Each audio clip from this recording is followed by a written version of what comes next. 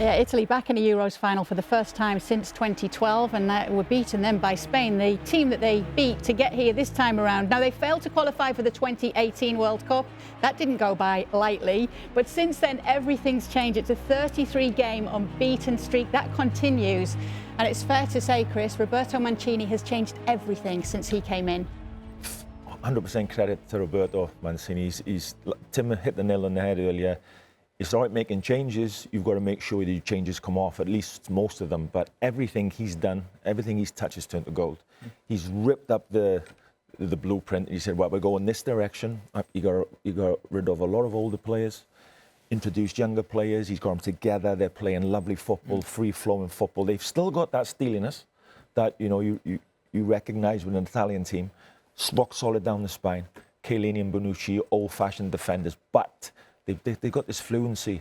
And I think the big thing for me when they're at their best is, I mentioned earlier, strikers with bad intentions. They just go to the heart of the opposition. And that's really difficult to play against. And they pass it quick, and it's almost synchronicity, the way they move and pass together.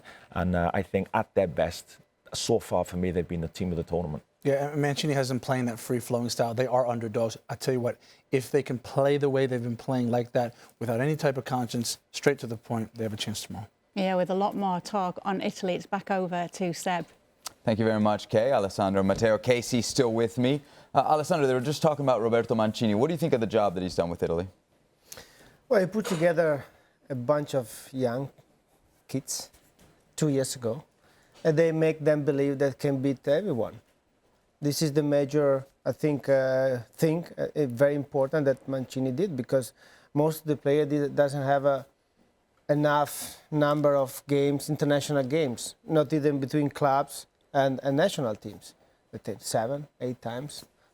It's nothing. I mean, at this level, it's really nothing. So he built up together with, of course, a couple of senior guys like Bonucci and Chiellini, first that came in my mind.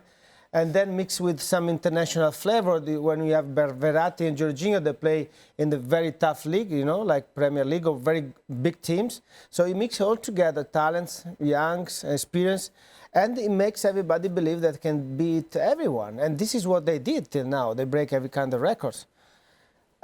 This is something, from my point of view, incredible, especially coming from the 2018 that we didn't even qualify for the World Cup. One thing Mancini has done is he's stuck with Ciro Immobile. Just 2 goals throughout the tournament, under a lot of criticism. But Matteo, are there really people in Italy suggesting that Ciro Immobile should not start this final? Yeah, and it's probably the same people who were against him even having a part on this team before the tournament. I feel like Immobile is one of the symbols of that 2018 team that did make the World Cup under Gianpiero Ventura, but 36 goals last season in Serie A, but he's never been able to translate that on the national stage. Then he had a period in the group stage, he had 4 goals in 4 games, and he has different qualities than Belotti, who's his backup. Ciro Immobile is going to start in the final. Even if he's not scoring, even if sometimes he lacks that technical ability with the ball, he's still so quick, he presses, and he makes dangerous runs. He's very good at timing that run past the final defender, and he has danger like that. He can open up spaces for some of the other attackers. So the Italians probably don't have the advantage then at the number 9, but in goal, at least according to Efan Ekoku, they do have the advantage over the English. How big is the gap between Donnarumma and Pickford, and could it play a role? Well, I think you have to look at the timing of it as well. Obviously, Pickford comes to this tournament, a lot of question marks. Is he the right guy for Gareth Southgate? And what does he do? He breaks the all-time record for England for most minutes without conceding a goal.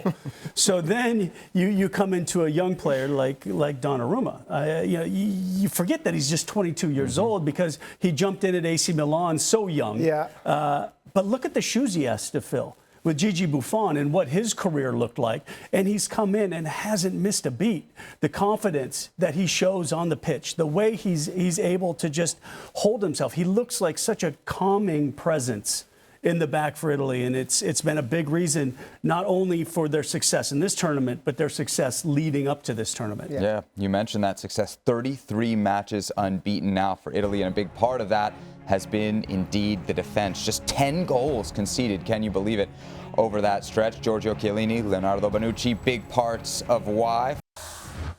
Well, thank you very much for watching ESPN on YouTube. For more sports highlights and analysis, be sure to download the ESPN app. And for live streaming, premium content, and let's not forget as well, ESPN FC 7 days a week. Subscribe to ESPN Plus.